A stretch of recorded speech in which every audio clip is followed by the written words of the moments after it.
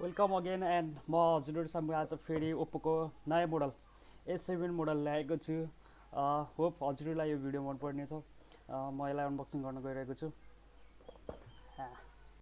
Okay, मेरो च्यानललाई subscribe गरिदिनु होला र मेरो भिडियो सबसे सुरुमा देख्नको लागि बेल आइकनमा ड्याङ्गै दबाइदिनु होला। Thank you. ल है, ल अब 35,000को फोन चाहिँ खुल्दैछ। हेरौँ कस्तो रहेछ यो 35,000को फोन। 35,000 पर्ने हो कि 5,000 पर्ने हो। ल यो सुरुमा चाहिँ जहिले नि ओप्पोले यसलाई सिम्पल टिप्यू चाहिँ दिएकै हुन्छ है। यति भए पनि काम चाहिँ गर्छ कहिले कहिले राम्रो काम चाहिँ। अनि यो बिचमा चाहिँ तपाईँको दिएको छ एउटा चाहिँ वारेन्टी कार्ड हो, एउटा चाहिँ तपाईँको युजर म्यानुअल हो। सिम इजेक्टर पनि यहाँभित्र रहेको छ। यसलाई चाहिँ पछि हेरौँ ल।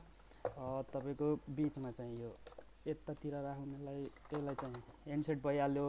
ह्यान्डसेटको कलर चाहिँ मिठै छ है, क्यामेरा पनि दामी ठाउँमै छ। ल अनि यो चाहिँ फिङ्गरप्रिन्ट भइहाल्यो। अनि भोल्युम स्पिकर ग्रिल्स यहाँ राखिदिएको छ भने तपाईँको USB 2.0 यहाँ छ। हेडफोन ज्याक यहाँ छ। अनि ल मैले चाहिँ फोन चाहिँ बुटअप गरिसकेको थिएँ, किन ढाट्नु परेर है।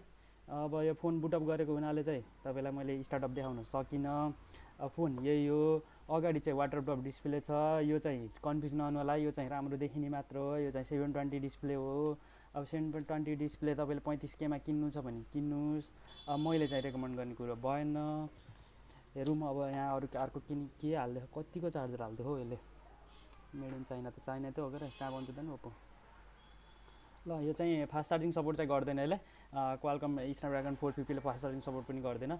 त्यही पनि तपाईँको 2 एम्पियर चार्जर चाहिँ यसले ठिकै चार्जर हुन्छ। अरू जस्तै चार्जर नै हो, नर्मल चार्जर चाहिँ 2 एम्पियरको मार्केटमा पनि अनुसार नर्मल चार्जर नै हो। यसमा चाहिँ ओप्पोले चाहिँ मेन्सन गरेअनुसार, एडभर्टाइजमेन्ट गरेअनुसार खासै केही पनि देख्न सक्दैन म चाहिँ, किनभने ओप्पोले चाहिँ यसमा चाहिँ एकदमै हाइली तपाईँको एडभर्टाइजमेन्ट गरेको छ। जुन लन्चमा पनि तपाईँको सेलिब्रिटीले ल्याएर लन्च गरेको थियो यसलाई। तर त्यस्तो एकदमै खास फोन जस्तो लाग्दैन मलाई। हजुरहरूलाई रेकमेन्ड गर्नुपर्दाखेरि यो फोन चाहिँ एकदमै ओभर प्राइस छ, किनभने यसमा 720p रेजोल्युसन अनि त्यसपछि तपाईँको स्न्यापड्रागन 450 जुन एकदम तपाईँको यही ओप्पोकै यो 3S मोडल जुन 19,000 एराउन्ड 19,000मा पाउँछ। त्यसमा पनि सेम प्रोसेसर तपाईँको 35,000मा पनि सेम प्रोसेसर।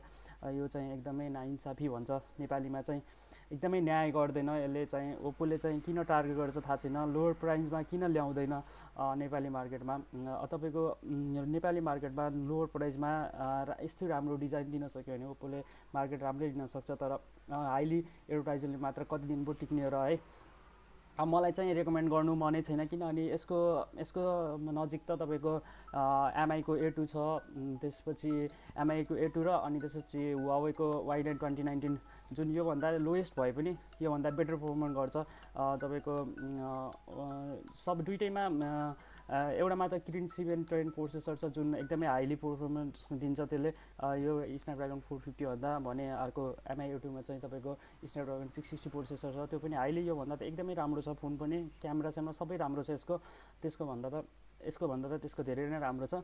होप हजुरहरूलाई यो भिडियो मन पऱ्यो भने कमेन्ट सेयर लाइक गरिदिनु, मेरो च्यानललाई सब्सक्राइब गरिदिनु अनुरोध गर्दछु।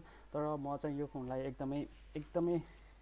एकदमै ओभर प्राइस मान्छु, किनभने यो फोनको खासै केही पनि छैन। तपाईँ एडभर्टाइजमेन्टको पैसा मात्र कम्पनीलाई पे गर्ने हो, अरू केही पनि छैन यसमा। किनभने तपाईँको डिजाइन र नट्सलाई मात्र पैसा तिर्ने कुरो हुँदैन।